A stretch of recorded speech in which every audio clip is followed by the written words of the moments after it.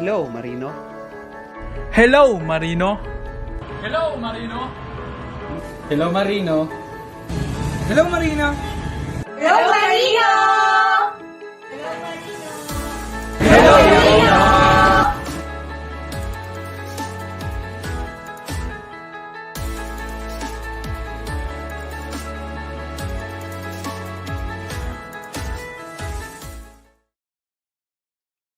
Hello, Marino! Magandang hapon po sa inyong lahat. Kamusta po kayo dyan? Kamusta naman ang panahon natin ngayon dyan sa Pilipinas? Maulan ba? Okay. Marami tayong mapapag-usapan ngayon at alam kong yung mga viewers, lalo na yung mga interesado sa mga passenger vessels, talagang ito na ang pagkakataon ninyong magtanong. At para sa ating mga officials galing sa CF Sharp. Siyempre, let's welcome po ang una nating guest, ang head ng recruitment ng fleet recruitment ng CF Sharp, si Mr. Lawrence Francia. Hello Marino! Magandang hapon po sa lahat ng viewers and followers ng Tinig ng Marino, Marino. Hello Marino sa lahat. DigiTV. Magandang hapon. Magandang gabi, Arian, sa inyo dyan sa San Francisco. Magandang araw. Good day. Yes, kanina medyo na-distract ako kasi pag lumiglang lumabas yung isang comment, galing kay Longhas Junior Vicente, dapat wag na daw idaan sa Seaman, sa Amusop at saan.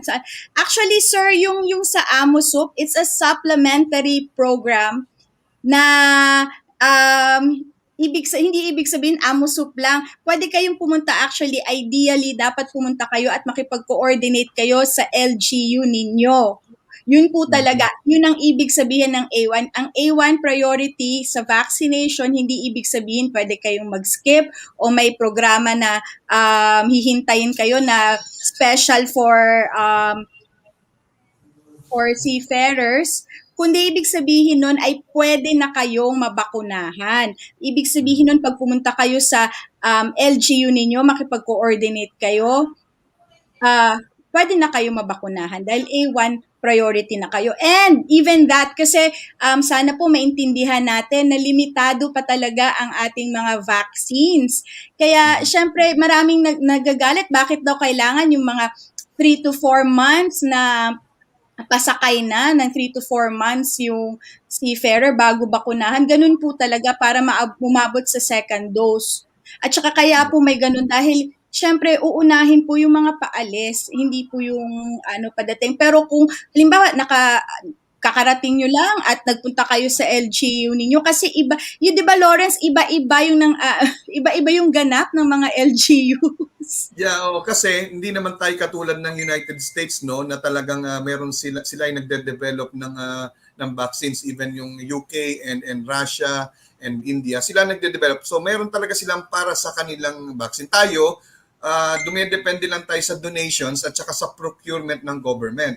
So yung ginagawa ng mga like ng Amusop at saka ng ibang private companies, kumbaga ito ay programa lang nila, inaalat lang nila, Yes. limited talaga. Kung ang government nahihirapan din sa pagbibigay ng vaccine sa kanilang mga local governments, ano pa kaya ang community natin? So ang payo ko lang sa mga seafarer, tama yung sabi ni Ari, may pag-coordinate kayo sa government, sa LGU nyo kasi sila yung merong access sa vaccination. Yun nga lang talagang limited. Dapat maintindihan nyo rin yan.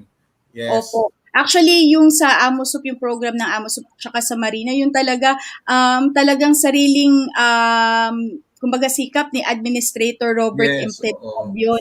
At in talagang nagmamakaawa talaga siya na sana mabigyan ng allocation yung mga seafarers. Kaya yun po talaga yung naging sistema. Anyway, Lawrence, let's welcome po our other guest, ang President and CEO ng CF Sharp na si Mr. Miguel Angel Rocha. Hello, sir. Good afternoon, sir. Good evening, please, sir. Hi, Nice to see Lawrence. Hi, you. Raymond. Hi, Ariane. Hi, It's good very evening. nice. Very nice to be here. Thank you for inviting me on the show. Very happy to be here. I'm very happy to have you in our show also, Mr. Rocha. So, let's greet our mga viewers. Kay Den Fausto, good afternoon po sa inyo. At saka kay Josh Flores, good afternoon. Also kay Mr. CJ De Hoya, good afternoon po. Kay Rosalina Borgoña Barido, hi ma'am! Good afternoon, good evening ma'am. Yes, need ba ng international vaccination card ang seafarer kapag mag-join na? Actually, wala pang official mandate na kailangan talaga. Yung, wala pa naman Lawrence, no? Mr. Rocha, there's no official mandate about the international vaccination card for seafarers. At this point in time, I don't believe so. Yeah. Yes. In fact, the Bureau of Quarantine issued like a memorandum regarding this stamping of the record on the yellow card, but it's not yet mandated. Those who want to avail the stamping, they could set an appointment with them. Since we are in ECQ, they stopped the appointment scheduling right now, but it's Mhm. not yet mandated. Yes, wala pang mandate. So, pwede pa po. Kay Boss MLF, guest ka na naman. Si Annalyn, hi Annalyn, one of my political officers nung kumandidato ako Hi, last 2019. Hi Annalyn. Annalyn. Hello din. Good afternoon kay Verti Fad. At saka kay Sally. Hello, Marino. Magandang hapon po, Ma'am Arian and Sir Lawrence. Thanks po ulit sa live niyo. Watching from Naik, Cavite. Keep safe po. Keep safe din po, Miss Sally. Ingat po kayo dyan. At kay Hi Ricardo Sally. Vicente, sorry, good afternoon. Kay John Moore Batoampo Ramirez. Uy, kaapelido ko. Good afternoon po, CF Sharp family. And galing kay Gurkan Hermino, good afternoon sa lahat. Best regards sa po kay Mr. Rocha and the rest of the CFS team. At kay hello, mabuhay din po kayo, Sir Gabriel Neruco. Yes, there are so many greetings this afternoon. Anyway, speaking of ECQ, how is CF Sharp preparing, or how did you prepare for the new lockdown na parang medyo balik tayo sa ano? Sino ba yung nagsabi sana bumalik sa dati? O yan, balik tayo ngayon sa dati. Yeah. Just like lockdown. Well, the challenge for us is to put into place all of the necessary protocols which have been mandated by the government under the ECQ. Of course, it's about a lot of communication with our staff and coordination with everybody to be able to facilitate a safe work environment. Number one. Number two, uh, we have to develop ways to process people in such a way that uh, we we interact with them as little as possible. Mhm. It's actually the opposite of the way we normally do business. Normally, we really enjoy spending time with the crew and getting to know them year in and year out. So this is definitely not an easy time to operate. Um, the good news is that uh, while things in the Philippines might be going a certain way with regards to the pandemic, things in the cruise industry are going in the other direction, and Mhm. we have a tremendous demand right now to deploy really so many crew to return to service for the NCL cruise lines as well as others. So this is a really positive thing, but to have high demand and more strict compliances under the ECQ, it just makes our job more difficult. So Yeah. I really would like to say thank you to any of the crew out there that's having to go through this process with us. I thank you for your patience. Um, I thank you for doing all the things that you need to do to follow the new protocols and the new ways of doing things, because these following these rules is the difference between getting someone on board safely and COVID free, and somebody not being able to join the ship. So I know it's difficult. I know it's not usual times.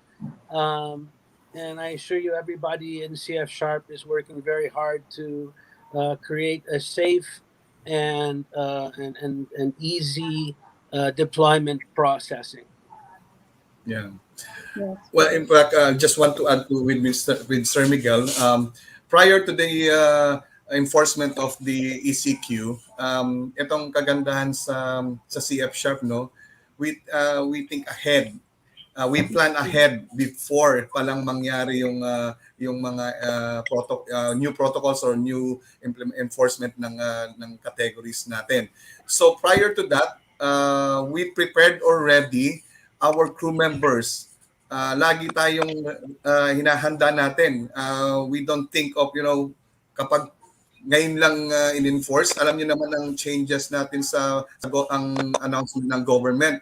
2 days magbabago. So nagbabago yung mga policies nila at saka yung mga protocols nila. So kami, like for instance, we have 3 charter flights na inihanda namin before pa lang 2 months ago. We already prepared them. So those coming from the BISMIN, from the Visayas and Mindanao, we already sent them to Manila prior to the lockdown to their areas like in Cebu, in Iloilo, and also here in Metro Manila. So they are already, and of course, with the coordination sa ating mga principals, they like the idea to send them ahead of the schedule. So sa mga seafarers namin, they are also ready anytime. So we have no problem, and we we made it possible our commitment to our principals. That's really good to know. And it's very encouraging and nakakabigay pag-asa na kahit papano nagsisimula na ngayon yung pati yung mga cruise lines. Di Yeah. ba? Medyo challenging lang yung pag-process and talagang kudos to CF Sharp for always taking care of your crew. Lalo na Yeah. yung mga pasakay at yung mga pababa. Lawrence, may question pala kasi galing kay JJ Pasaron. Good afternoon po. Supposed to be report ako ng August 9 to pass all my documents but due to pandemic, na-cancel po. So, kailan po kaya ako ulit makakapag-report to process my papers? May job order po ako as assistant waiter sa NCL. All my documents po are ready. Thanks. Okay. I don't know if he is a NX crew or siya ay new hire, no? But basically, meron kasi kaming list coming from the principal, specifically sa Norwegian Cruise Lines, kung sino yung mga pinaprocess namin. Although, may mga times na talagang maka-cancel ang schedule, no, because of the following, no? For instance, yung medical ninyo. Meron silang advisory sa amin regarding sa validity of your medical expiration. Kung halimbawang nag-medical ka, last payment mo is 2019, so you need to renew your medical. So kung halimbawa noon October 2020 onwards ang naging payment mo, yung pre-employment medical examination mo, that's still acceptable by Norwegian Cruise Line and you are qualified to join vessel. Now, hindi pa doon natatapos. We still have, meron pa rin tayong PCR test prior to your medical examination.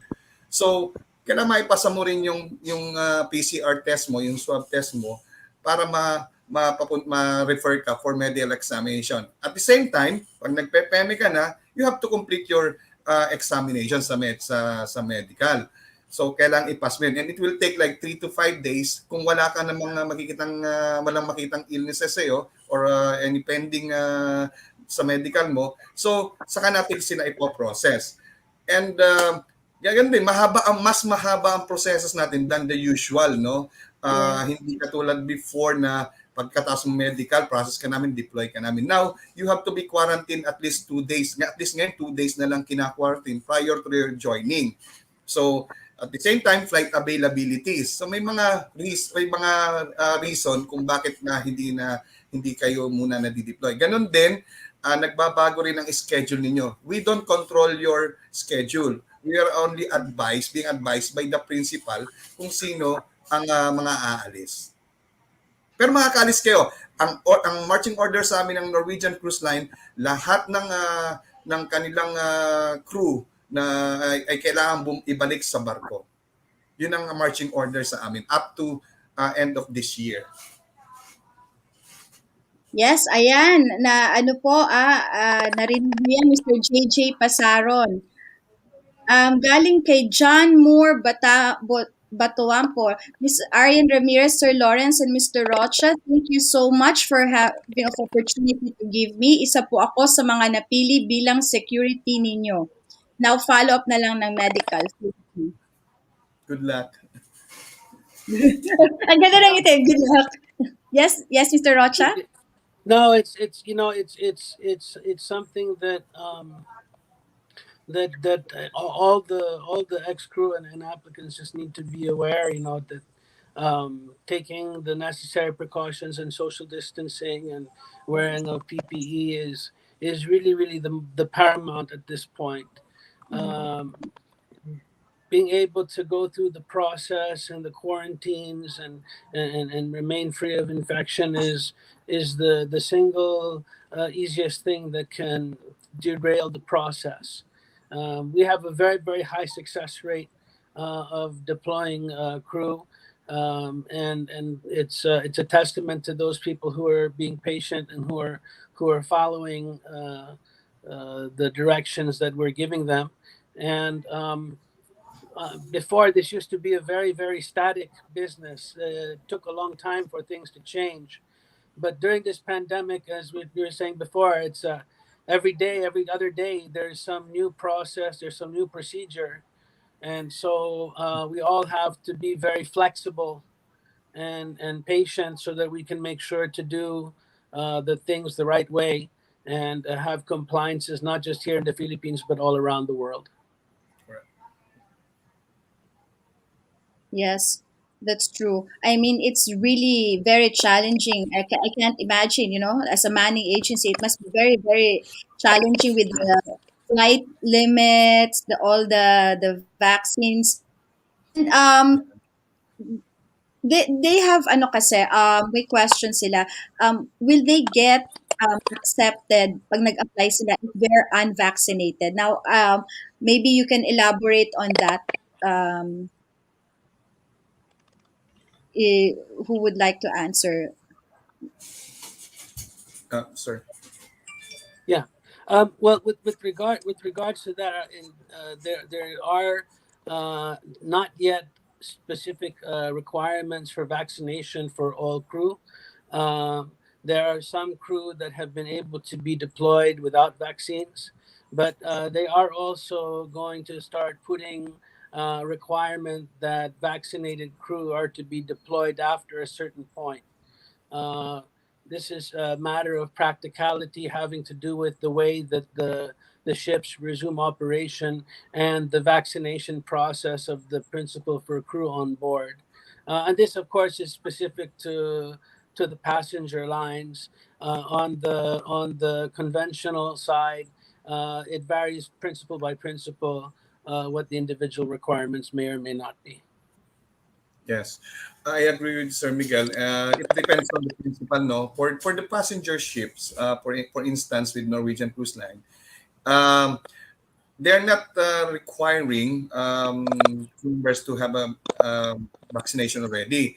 But if you already vaccinated, if you got the first dose, and then you are scheduled, hindi pa pwedeng umalis ka, you have to finish the second dose. Now, if you're scheduled and you are not yet vaccinated, you will be vaccinated on board. So depending on the vessel, no. Like for instance, the Norwegian Bliss, we have 600 crew to be deployed tomorrow, 303 tomorrow, and already sent last October 6. So most of them are actually vaccinated, and those who have the first shot, we replace them temporarily, and then they have to finish the second dose. And vaccinations accepted by NCL, before they accepted the Sputnik V and Sinopharm. But nowadays, but now effective August 1, if you are the Sputnik V is not accepted anymore, and also the Sinopharm. I don't Oh, know the reason, but they already not accepting any vaccination for Sputnik or Sinopharm. So the Pfizer, the Moderna, the AstraZeneca, the Sinovac, that's accepted by NCL. mm. I'm referring to NCL. So yun yung bago ngayon na pinadala ng na email from Norwegian Cruise Line, and I posted that on the group page of HCFLs and Norwegian Cruise Line page. So updated naman ang mga crew pagdating sa mga memorandums or any instructions from Norwegian Cruise Line. Yes, galing kay Sharon Rose Selbo Anas. May age limit po ba kayo, ma'am, sir? Um, I think ito matagal ng issue to, laging tinatanong every time na meron tayong ano, no. So wala po tayong age limit. Ano po? Wala pong sinasabi sa Maritime Labor Convention about the age limit. Provided that you can still perform your job, yes, you are free to apply, no. Syempre ang approval po hindi po sa manning agency, but of course from our principal, they approve. We only source people, we send them our candidates, and they approve. Yes. Would you like to add to that, Mr. Rocha? You know,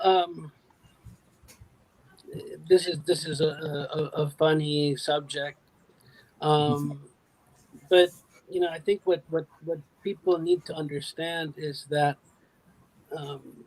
this is a contract by contract type of employment, and the labor, the type of work can be physically demanding, and so each time a crew goes to renew their contract, they are competing for that position. Um, and when they're competing for that position, they might be competing with people who might be the same age as they are, or some who are younger than they are. And every year they're evaluated, and there might come a time where they might not be the best choice for the principal, and the Mhm. principal will choose to go with another worker. So, is there a hard age limit? Of course not. It's actually something that's not allowed to be set. And each principal has their own way of evaluating a crew member.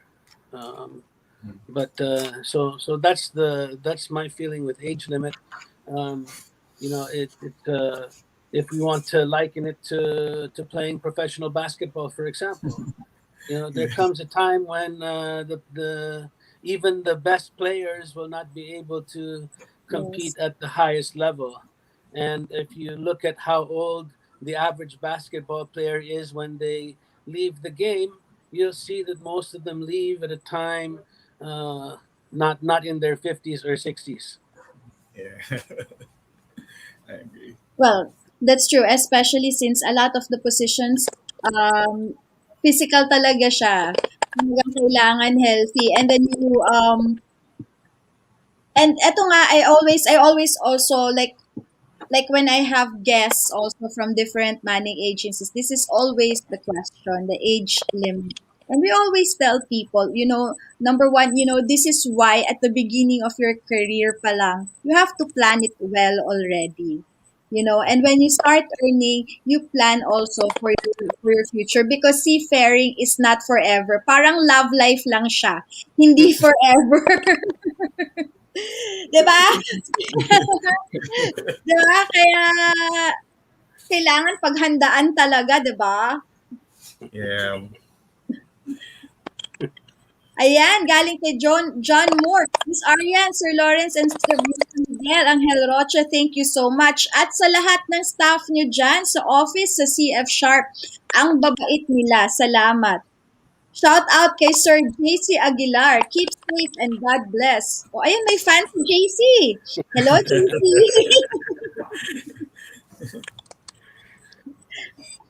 May tanong po si Mr. Stephen Baluya. Good day, Sir Lawrence and Ma'am Arian. Ask ko lang po kung tatawag po ba sa akin ng NCL? May pre-employment offer sa akin? Um, this is a new hire, no? Regarding that, yung kasi naka-receive ng employment letter from Norwegian Cruise Line. Hindi NCL ang tatawag sa inyo, CF Sharp na yung agency nyo. So as of now, marami kasi kayong naaprubahan ngayon. Ini-schedule namin kung kailan kayo pupunta sa office to submit your requirements, yung mga documents ninyo. So, hindi tatawag sa inyo ang Norwegian Cruise Line. That's why you receive a pre-employment letter from them. So, just wait for our advice kung kailan ang schedule ninyo para mag-submit ng mga documents. So, if I may ask, so right now, yung sa cruise lines, are you prioritizing yung mga crew ninyo, ex-crew dati na active pa? Or are you like hiring new crew? Yes, our priority is to send all the returning crew to vessel, no? Yung mga hina-hire namin ngayon, that is a preparation for the next quarters or next vessel, like lumabas ngayon ng Norwegian Prima.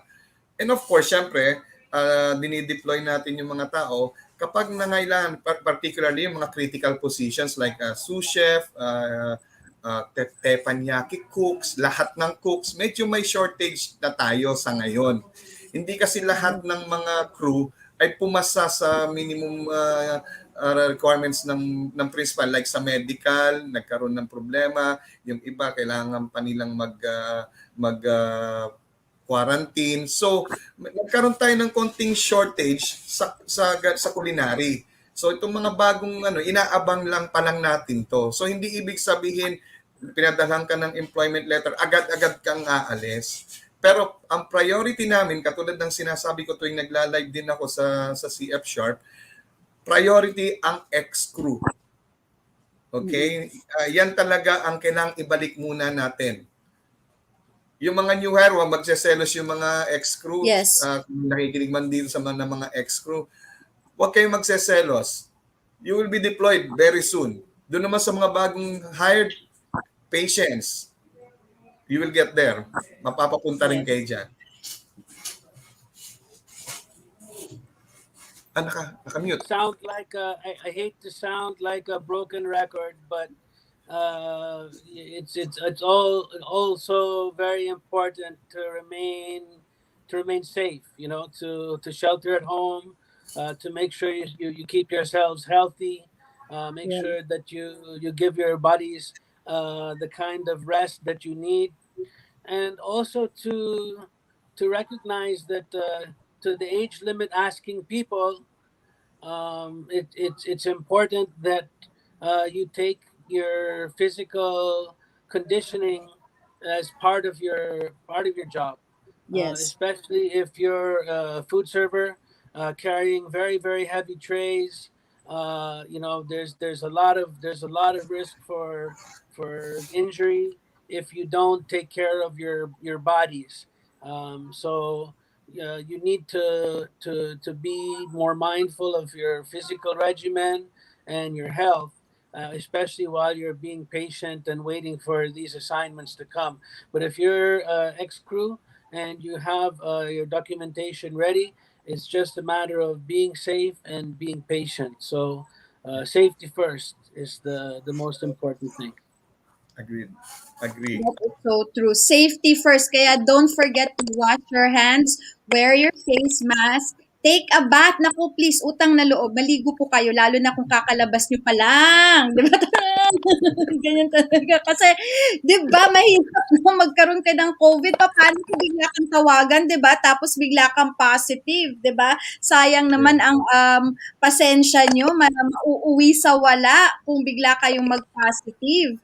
Ay, speaking of that, pero may tanong po si JJ Pasaron, kung po magre-report daw po ba new hire sa office, kailangan po ba ng antigen test muna?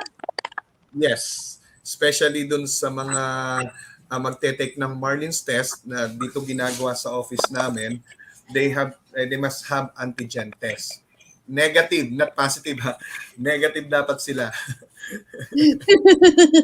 Positive yung score, negative Positive yung yung score. Correct. yes, 'di ba? That's the ideal one. 'Di ba? Mahirap na kasi sana maintindihan nyo, syempre ganyan talaga yung protocol ngayon sa maraming mga managed agencies. And it's not para pahirapan kayo, but also to keep everyone safe. Can you imagine kung buong recruitment department biglang mag-positive, knock on wood, 'di Not ba? only that, no? Buong CF Sharp kasi PM sharp pa. Sino magpa-process ng documents nyo, Aber? exactly. 'Di ba? Kaya tama. Safety first.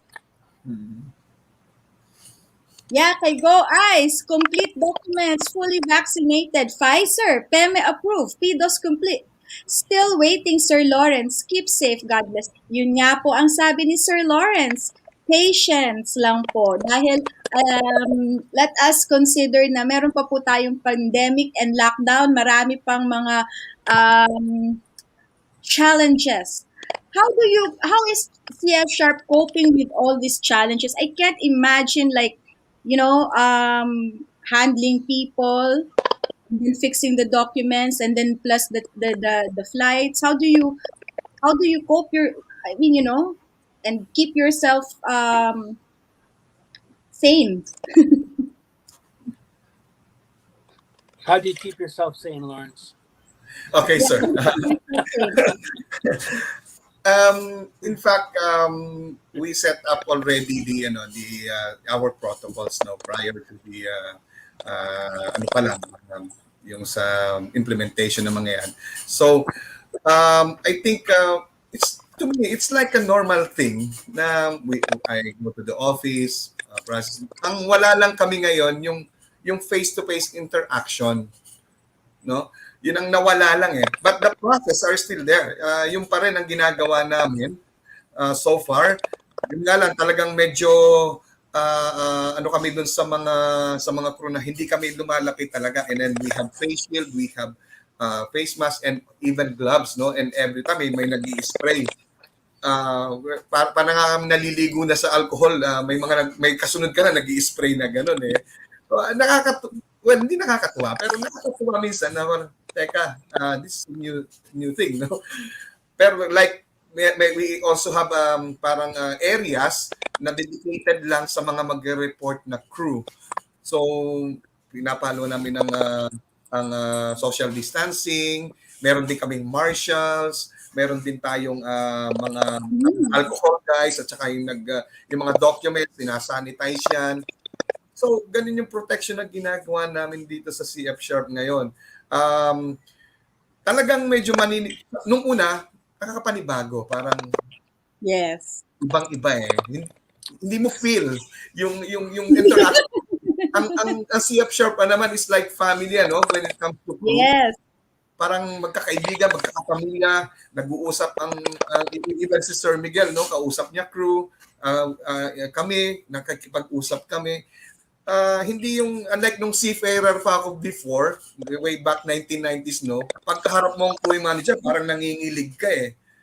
Ngayon, parang nakikita mo yung crew manager mo, they exchange jokes, even the fleet managers, the directors, the president, they have, yung parang relationship. So yun ang nawala sa amin ngayon. Medyo nakakalungkot din.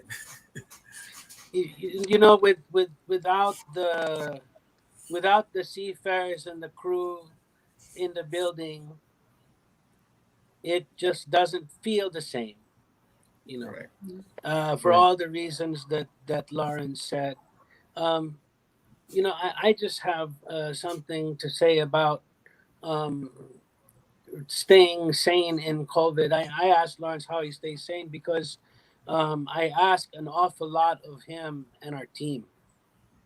Um, this used to be a business where people were told to just follow the rules and follow the procedure and follow the things and don't deviate.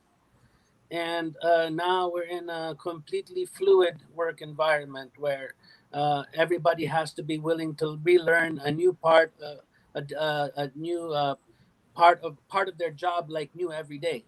Something might change, and so it creates a really really difficult learning curve. Everybody has to learn a lot. Everybody has to learn new ways of doing things, and without the regular interaction with the crew, um, it's removed some of the what made our business fun, and what made it fun to come to work, and what made it why everybody really believes that CF Sharp is like their second family. So um, it's a new way of doing things, and I share this with everybody because I think it's important for everybody these days to be a little bit more kind and patient with each other. Things are not always going the way we like them to go, and things don't always go very smoothly sometimes. But just try to remember that everybody's doing their best. Yes, correct. I like that. Be Yeah. kind to everyone. Di ba, Mr. Yeah. Rocha? That's right. Be kind and patient. Sa viewers po sinasabi yun, ha? Yes, hello. Good afternoon kay Miss Arlen said yes. Hi, Arlen. I miss you. Watching from Dasmariñas City, Cavite. And kay Darling Sample, I miss you also, Darling! Hello there, wish you all well, Sir Miguel, Sir Lawrence, and Miss Arian, at sa lahat ng bumubuo sa CF Sharp. Salamat po sa inyong sakripisyo para sa pagbabalik ng mga crew sa barko. Alam namin ang hirap po ninyong lahat sa office, lalo na ngayong may pandemic. Sana matapos na po ito para makabalik na tayo sa dati. And by dati pre-pandemic, hindi yung dati na strict lockdown. Yun yung ibig sabihin doon, darling, di ba? Mahirap na, baka ma-confuse ang universe. Di ba? Meron pong tanong na sabi, may nagtatanong daw po na yung meron daw po bang opening for security? Kasi may nag-comment kanina, natanggap siya. May opening po ba kayo hanggang ngayon? Yeah, we posted that. Sa ngayon, na-reach na namin yung requirements ng security, but we continuously accepting applicants. Kasi hindi natin alam kung kailan uli mangangailangan. But now, yes, we continuously accepting applicant for security. Ayan, so narinig niyo po, continuous po. So please email your resume at recruithire@cfsharp.com. O, di ba na-memorize ko na, oh? Because, yes, every Monday, 8 p.m. sa Urgent Marino Hiring. O, di ba nag-plug? Yes, galing kay Aurel June. Good day po, Ma'am Arian, Sir Lawrence, and Sir Miguel Rocha. Question lang po, okay lang po ba kumpletuhin muna ang vaccine for COVID bago mag-report sa office niyo po for submission of documents and to take Marlin's test for safety purposes po sa Delta variant? Newly hired po from Mindanao. Thank you. That's a good question. Okay lang. Yeah, I recommend na kumpletuhin na muna talaga yung vaccine, yung vaccination nila. I strongly recommend that for his protection and also other people's protection. Yes. Hello kay Nelson Palaka Gals, watching from Alabang, naka-hotel quarantine ngayon. Naku sir, ingat po kayo. Meron nagtatanong, pwede daw bang maka-Cape size experience as AB 9 times with valid documents and US visa? Meron ba kayong opening for that? Yes, we do have openings, no? Especially AB, sa mga bulk carriers, saka sa mga tankers. Just send your resume to our email address, recruithire@cfsharp.com. Memorya na rin ni Arian yun. Diba? Na-memorize ko yun, recruithire@cfsharp.com. I really, I feel na ang CF Sharp is very, even before the pandemic, na very active yung wife association ng CF Sharp. And meron nga, we have viewers now who are members of the CF Sharp Wives Association. And, diba, the tagline of CF Sharp is leading with heart. Mhm. So, how are you exercising that right now sa pandemic? I mean, it's extra challenging. Yeah, well, it is. It is, and I think that for me, one of the beautiful things that has come of this tragic situation is to see how the CF Sharp Wives Association um, have how that community has been instrumental in so many families getting through these hard times. Um, we've worked very hard for many years to build up this community. You've done an amazing job of rallying the wives and sometimes husbands of the crew, with an effort to try to help improve their lives, try to recognize the unique nature of the seafaring family, the unique nature of what it means to be a mother who is without a husband and a father to their children for as many as 10 months out of the year. Um, these are families which experience very unique circumstances, and not everyone can relate to that. So when we set out so many years ago to build a community, to be able to uplift each other, to be able to support each other, to be able to help each other, to see that despite the fact that we have not been able to organize any actual gatherings since the pandemic, these communities of wives have set up their own modes of communication through chat groups and Facebook groups to be able to continue to support each other through the very, very difficult times that have been this pandemic. So, um, I've always said that the heart of our association lies in the family center, because it's there where um, CF Shark takes responsibility, that if we are going to be in the business of sending seafarers away for such long periods of time, and also providing people earning opportunities that frankly are significant, then we also have responsibility to try to educate and inform the people on how to best deal with the challenges, the finances, the social situations, the family situations that come from being a seafaring family. So, I'm very, very proud of that community that's been built to help families survive during these difficult times. Yeah. Yes. Lawrence, may idadagdag ka ba? Yeah, in fact, no, CF Sharp, leading with heart, no. Just ano lang experience. When I was a crew member sa ibang agency, I never experienced the way we treat our seafarers. No, I was not treated the same like CF Sharp. Um, to me, nung panahon ko, mahirap lapitan ang mga crew managers or any employees sa guard pa lang medyo ano ka na black ka na agad, no?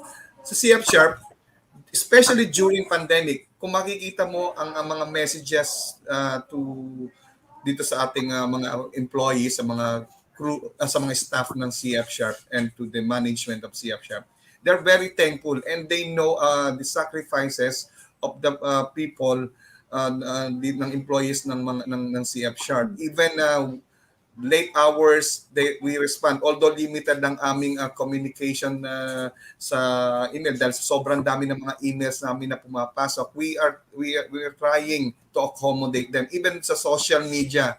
Sinasagot na namin messenger, private message, ma-accommodate lang namin yung iba na importante.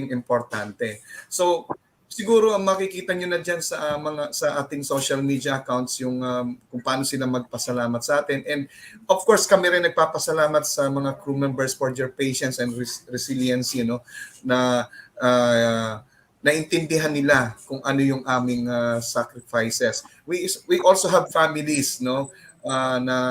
Pero still narito pa rin kami up to 9. But hindi dahil tawag ng trabaho, yun ay gusto namin gawin. It's just because of something else, but because we like it and we love it. Because nakadepende sa amin ang crew members at kami rin nakapadepende sa kanila. So we have to give them yung talagang treatment na dapat na ibigay sa kanila. So we accommodate them sa kaya namin.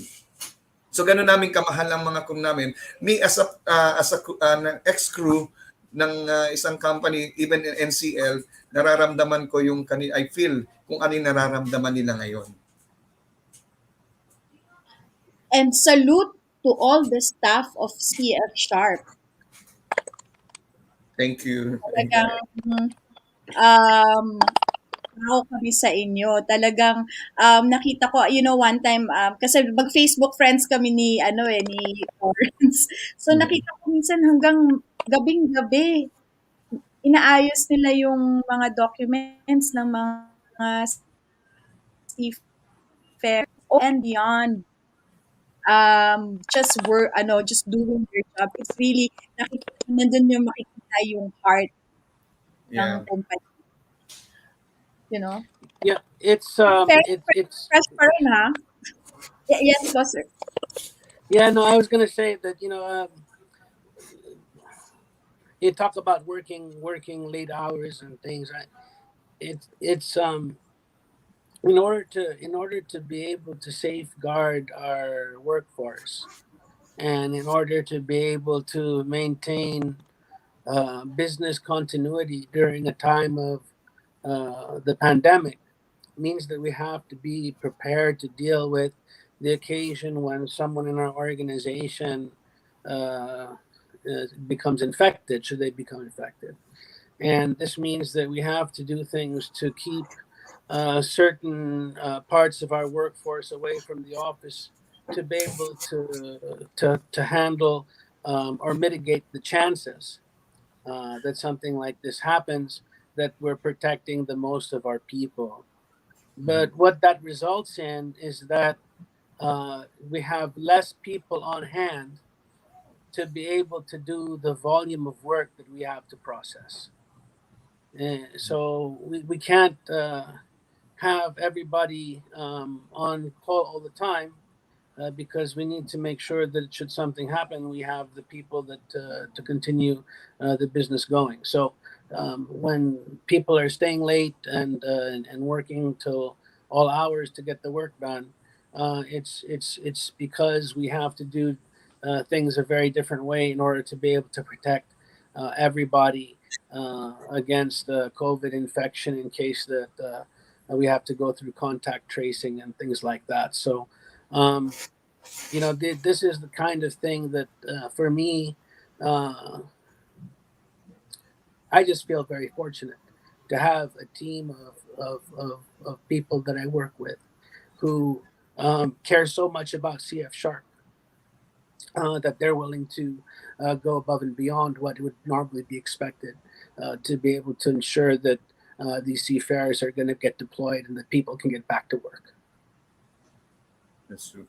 And also, we are thanking the management for supporting us also because if the our leader is not that good, we will fall apart. Yes, sir. That is true. Kasi it's about leadership. If they lead in the right way, I mean, you have a good team. I mean, it's all about the leadership, sir, and also the support of the management. Wala na kami masasabi sa pagsusuporta sa management. I've been in other companies and maybe this is me that I never experienced, the support like CF Sharp. Not because Sir Miguel is here, huh? I have to say this, sir. Well, Lawrence, to me, uh, it's I'll brag a little bit that we just recently CF Sharp just recently received our DNV recertification of the MLC 2006. Yeah. So I'd like to thank and congratulate everybody at CF Sharp for going through the auditing process and the recertification process, and now we have been recertified again. Um, when we were going through the opening meeting for the audit, and everybody was going around the table and introducing themselves. Even though I've been now for 18 years in CF Sharp, it astounded me when I heard how many people had been here in sometimes more than 30, 35 years, Mhm. 20, 25 years, 28 years. Um, and to know that I'm one of the newer people, I'm not the one that's been here forever, although maybe I look like it. Um, you know, uh, I've not been here as long as a lot of the people I work with, and so that means that for me, I have to rely on their expertise and their experience and their ability to do their job. Um, so it makes working with them an absolute joy because it's not it's a very very uh, community centered, family oriented way of doing things that keeps high level of effectivity through very low levels of ego. Yep. Yeah. That is true. And from your crew and family of your crew, they're saying congratulations. Galing kay Thank you. Darling, Thank you. congratulations. Thank you. Galing din kay Noel, congrats po. And I'm Oh, very sure, I can read some comments that those who are members or family, they call it kapamilya. Kasi sabi we're from the CF Sharp family. And this is really very unusual that the crew, even the crew, is referring to CF Sharp, like CF Sharp family. They call it, it's not, they don't say CF Sharp company, but they're part of the CF Sharp family, and they seem to be really really so proud. More congratulations po sa galing kay Gurkan Dermino, congratulations kay Mark, um kay Mark. Masyadong mabilis. Sorry, ang dami kasi nagko-comment. So, kung nag-press ako, hindi ka agad lumalabas. Galing din kay Mark sa Pilan. O, diba, darling, Sir Miguel, the most handsome CEO. Yeah, I agree. Agree. thank you. Oh,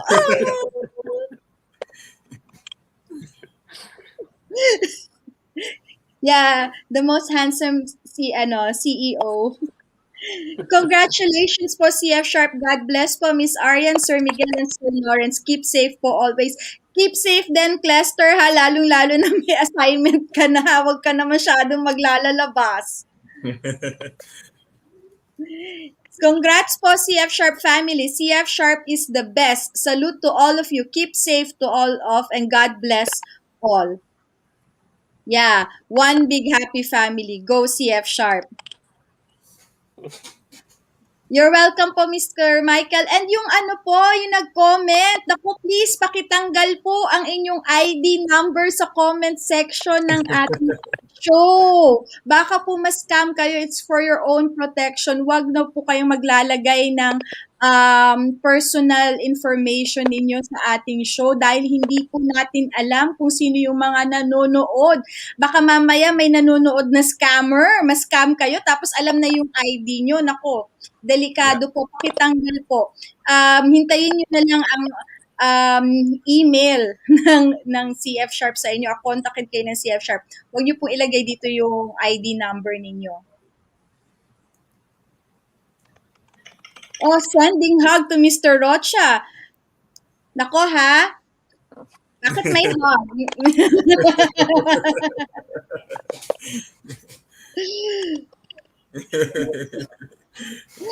Congratulations to all staff of CF Sharp. We love you.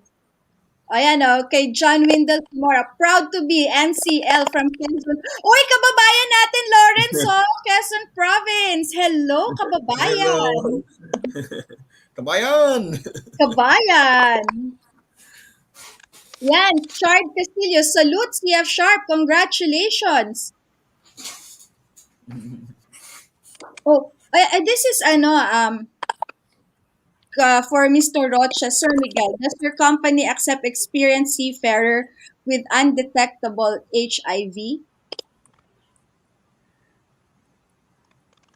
I'm not sure what that means, undetectable HIV, but I do believe that that there are principles that do hire seafarers that have HIV as long as they're properly treated with medication. But So I don't there's, know how you would know how would you know you have it if it's undetectable. yeah, oo nga po. Baka ang ibig niya, maybe he means something, it's not advanced HIV, or it's like, new age. Yeah, but siguro depende sa position. Ay nako, gusto kong basahin tong comment ni Miss Myro. Ganda ni Ma'am. Thank you, kayo rin po, ma'am. Diba? Talagang binasa ang vein. Ayan. Ma'am Arian, ano po secret? Bakit nako, tanungin niyo po si tawag doon, pag in love daw, gumaganda. Uy, avid fan mo yan si Sally. Avid fan mo yan. Lagi nakasubay pa yan. Kahit sa kapihang marinero. Thank you, Sally. Actually, dapat lang, love your life and then love your partner. Di ba, Mr. That's right. Agree.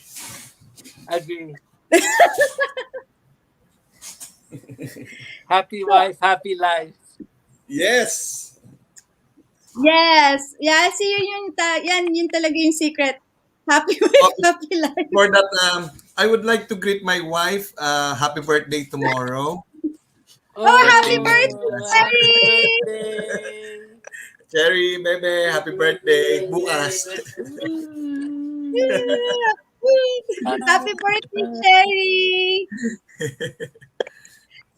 Mr. Rocha, may tanong. May Sir, ask ko lang po, Sir Miguel, understand Tagalog? Konti lang.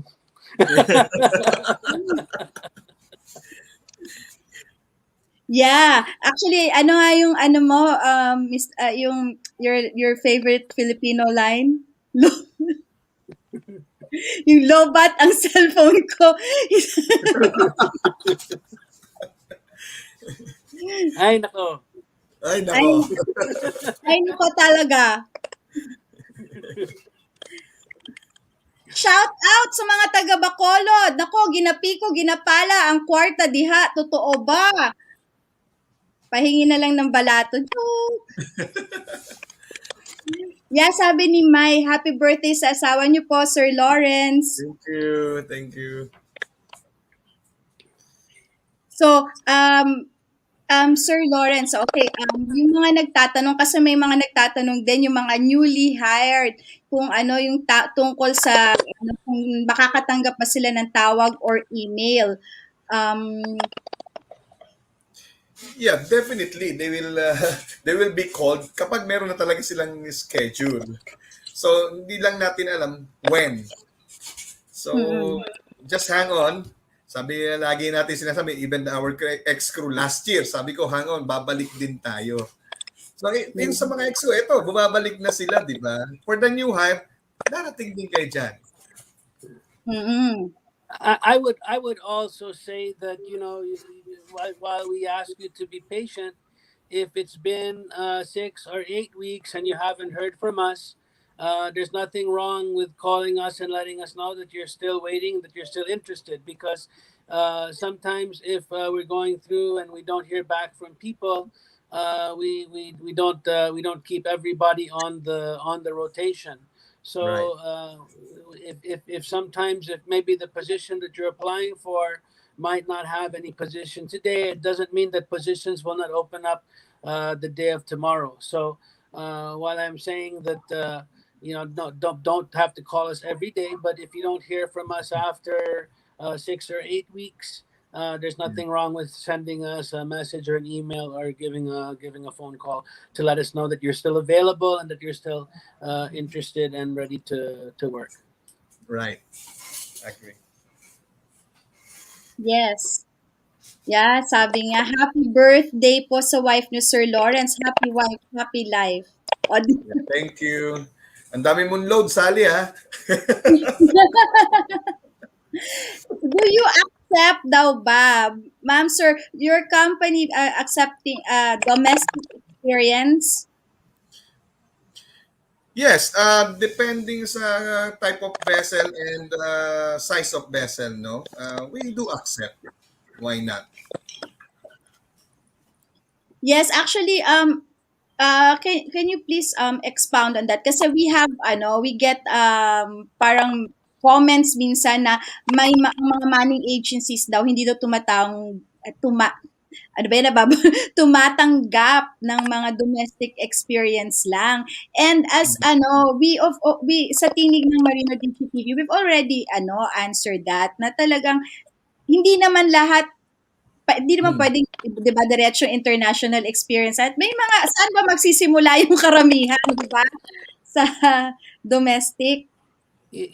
Everybody has to have their first contract, right? So everybody's going to have a situation where they get hired without any previous experience on board like that. So I would say that if there's people who can get on board that don't have any domestic experience, then certainly having some kind of experience would give a candidate an advantage that other candidates don't have applying for an entry level position. Right. And aside from that, sinabi ni Sir Miguel, no, we do accept applicants with domestic experience. But of course, depende na rin yun sa job openings natin. Hindi naman like every day meron tayong mga openings. Siyempre nakaka-select kami and then we send it to principal. Once approved, the requirements is closed already. And aside from that, may mga criterias ang mga principal. For instance, syempre hindi lang basta experience mo about your English language, also yung technical abilities, personality. It's not only the experience, but sabi nga dito sa atin sa Pilipinas, real talk. May mga nagbabayad para makakuha ng certificate ng kanilang experience. So, dito sa recruitment, ina-assess namin kayo, not only your experience, but your ability to perform your job. And even your language, kailangan talaga you are well conversant in English.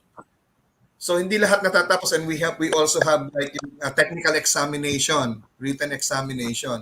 So well, we accept baka ang tanong niya, nakakaalis po ba yung mga nag-apply with domestic experience? Yun ay after the fact na na-select ka na ng principal. So yung iba kasi akala pag nag-apply, they are accepted already. Not yet. Huwag kayong kasiguro na kayo makakasakay na ng barko kung wala pa kayo sa barko. Yun, Totoo yun, yan. yun dapat ang ano.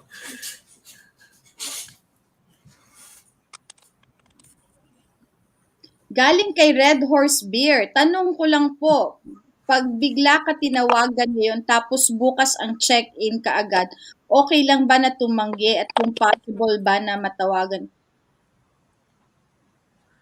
You will be replaced. He will be replaced. Kasi ahead of time nagbibigay na kami sa inyo ng information kung ano yung gagawin niyo, like kung schedule ng check-in niyo sa hotel, kasi the same day or next day you will be swabbed. Kung mag-refuse ka, it's like refusing your employment. Yun ang instruction sa amin ng principal. Kasi nakaset na lahat yan eh. Especially sa charter. Bayad na yung seat ninyo and then you will refuse.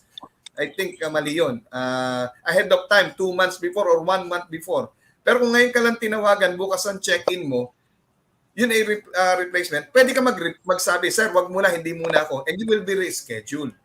Pero kung halimbawa ikaw ay na-inform na ahead of time and then you mag-refuse ka para sa check-in mo, you will be replaced and considered that as resignation. Nako, yun po mahirap tumanggi ngayon sa trabaho, lalong-lalo na't maraming naghahanap ngayon ng trabaho. Nakita nyo naman po siguro sa comment section pa lang natin, ang dami, lalong-lalo na yung mga hindi nanonood ngayon, di ba? So, yun nga po, mahirap tumanggi sa trabaho. Pero depende sa situation din. Baka mamaya emergency or ano. Depende rin. Unless siguro kung may COVID, gano'n.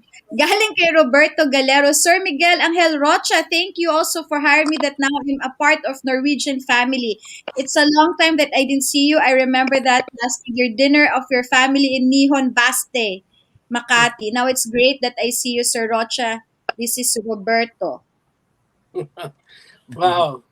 It's so nice to hear from people that I've known to join and taking an opportunity to go abroad and to work on board the ships. I remember the times that we had dinner there, and I look forward to the next time that we'll have a chance to see each other. Hopefully, when things open up and we're allowed to have a crew back in Casa Rocha, I hope that you'll stop by my office when you come back. Yes. Yung mga nagtatanong po kung makakaalis yung mga newly hired. Sabi naman po ni John Windel, madami na pong napaalis na new hire. Tiwala at dasal lang. Dadating din time natin. Yes. Dadating din ang your time to shine. 'Di ba? Yes. Kaya kung nabigyan na kayo ng schedule, yun nga po, mahirap talaga tumanggi kung ganyan. Dahil ang dami talaga, makikita nyo po, ang dami talagang mga comments dito na naghihintay din sila kung kailan sila makakasakay. PM Sir Rocha, Ma'am Aryan, and Sir Lawrence, God bless, CF Sharp, and more power. Kailan po ang sampa ng security guard? Naipasa ko ang principal interview ng NCL. Complete na documents ko. Yeah. We're still waiting for principal's instruction on that. Kasi ini-schedule naman yan, no? Like what I've said even before, no? We are your agent. We are not the ship owner, hindi kami ang principal.